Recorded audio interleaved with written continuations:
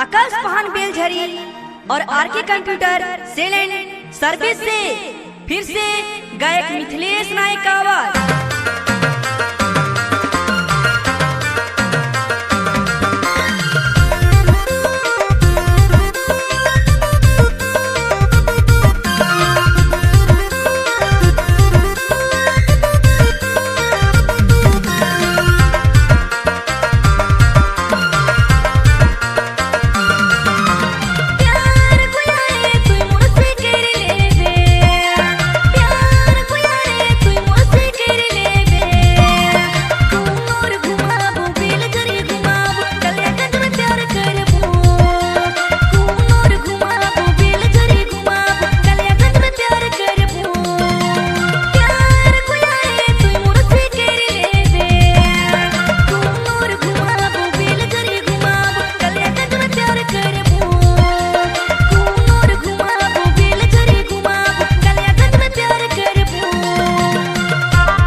Computer sale and service से विश्वजीत चौहान कल्यागंज कुन्नूर की धमाकेदार प्रस्तुति में फिर से गायक मिथिलेश नायक।